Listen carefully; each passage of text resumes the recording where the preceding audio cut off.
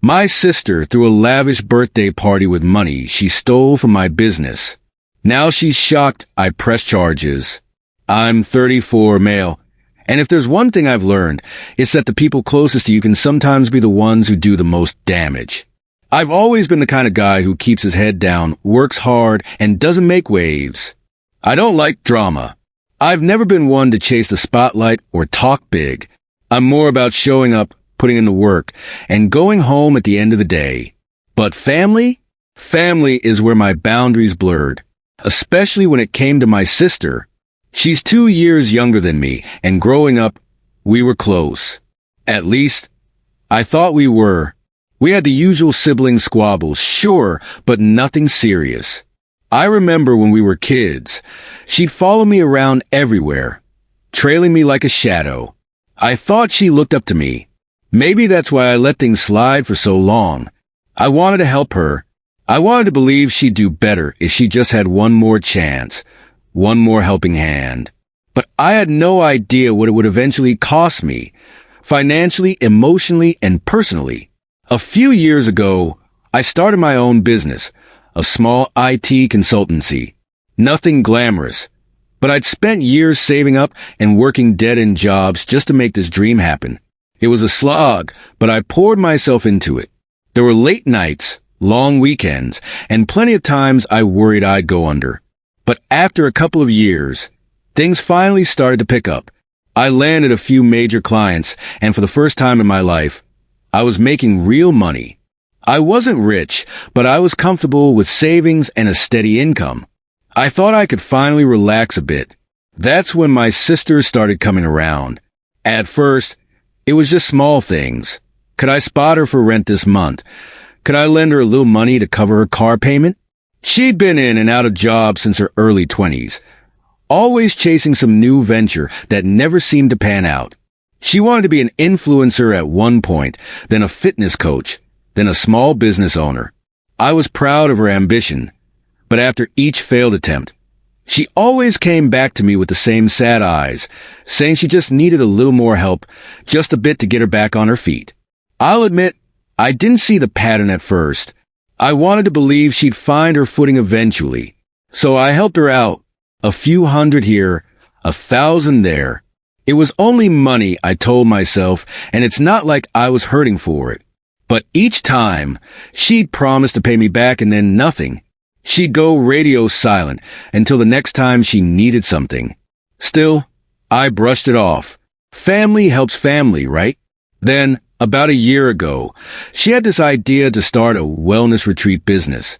She wanted to rent a cabin in the mountains, hire some spiritual guides, whatever that meant, and bring in high-paying clients for yoga and meditation weekends. She said it would only take a little startup money. I was hesitant, but she swore this time it would be different.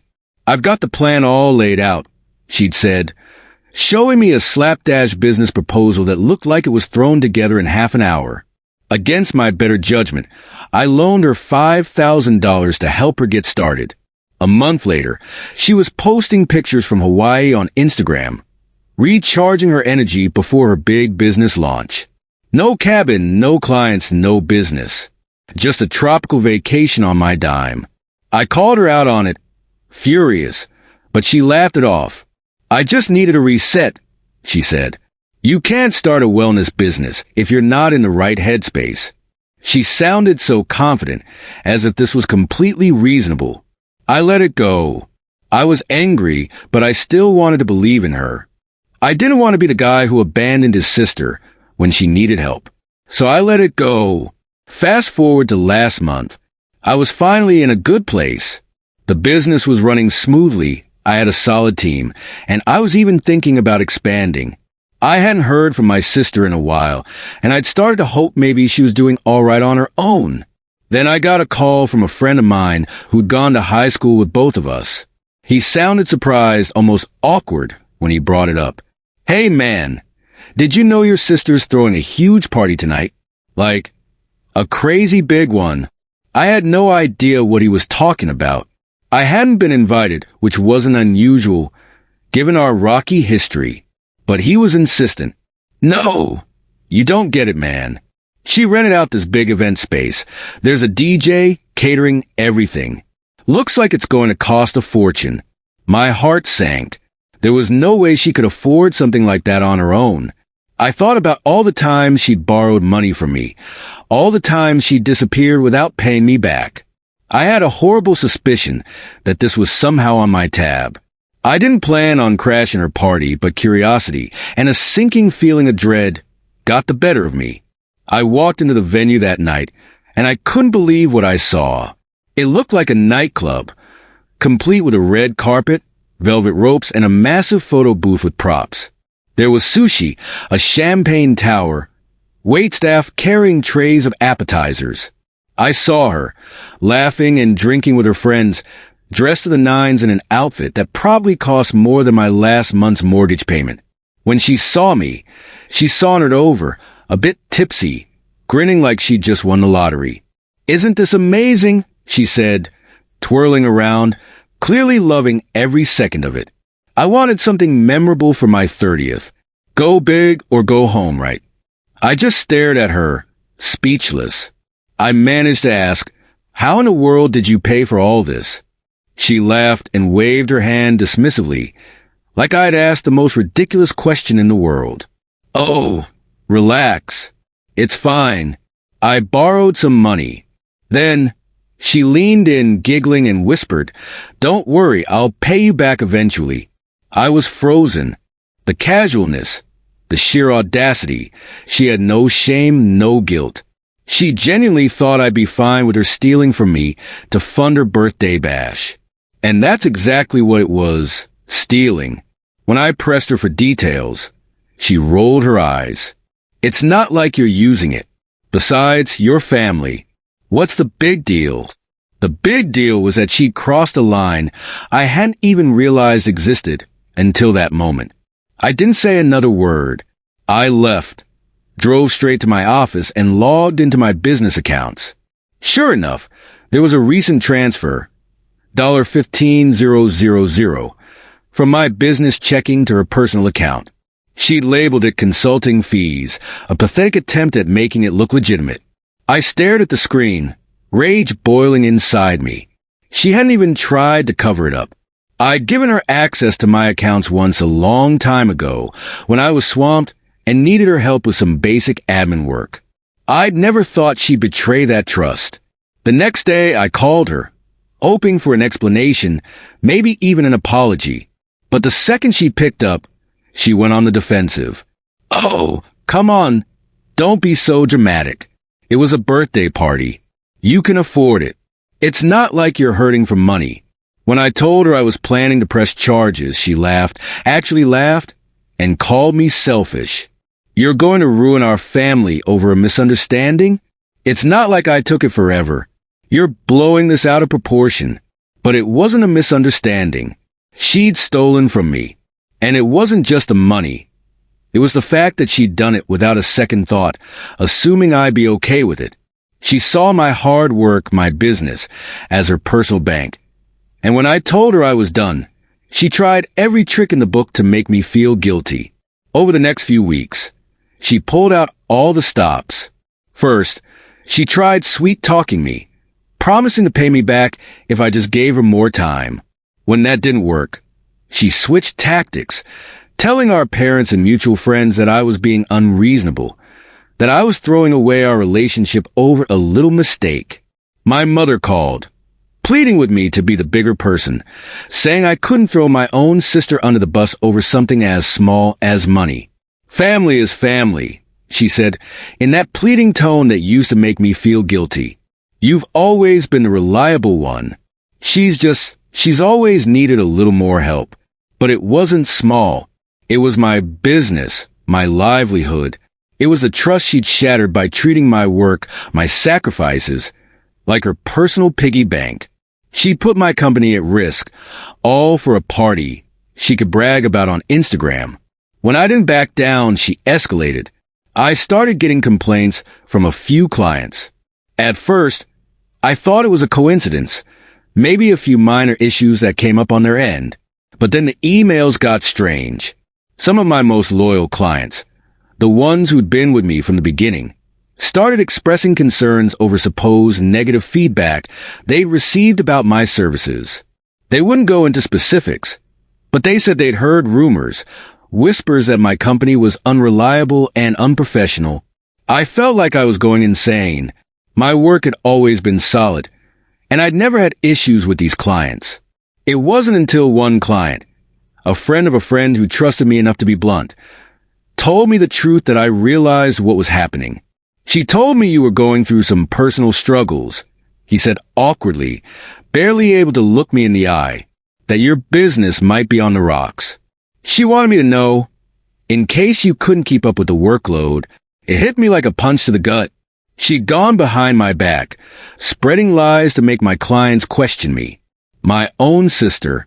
I don't know how she found them or what exactly she'd said, but I could imagine the story she painted. Her poor, overworked brother who was too stubborn to let her help him. I was furious, but at that moment, I was too exhausted to even process it fully. She was trying to ruin my reputation, turn my clients against me. And for what? So I dropped the charges and let her off the hook? I went to my parents, hoping they'd finally see the situation for what it was. I explained everything.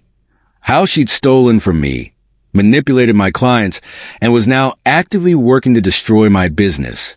My mom looked heartbroken, but the response was the same. "She's your sister," she said quietly, as though that was the ultimate argument.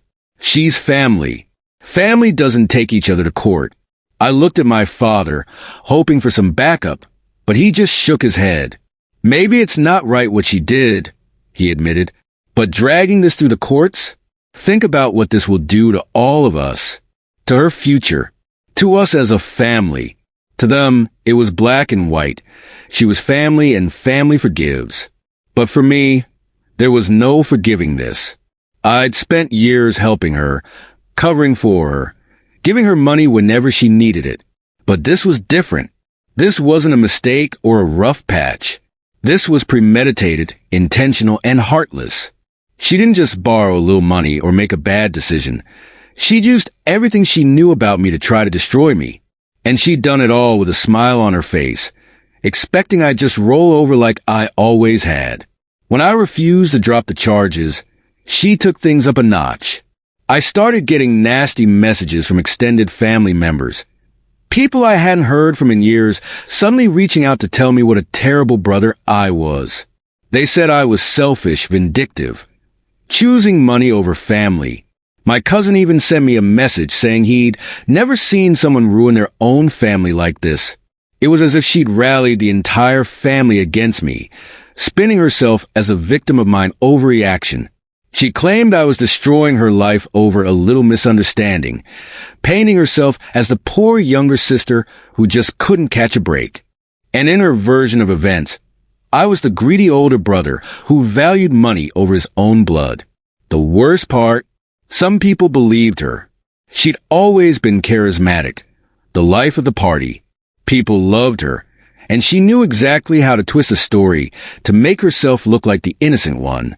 Suddenly, people I'd known my whole life were sending me passive-aggressive messages, hinting that I should reconsider or think about what's really important.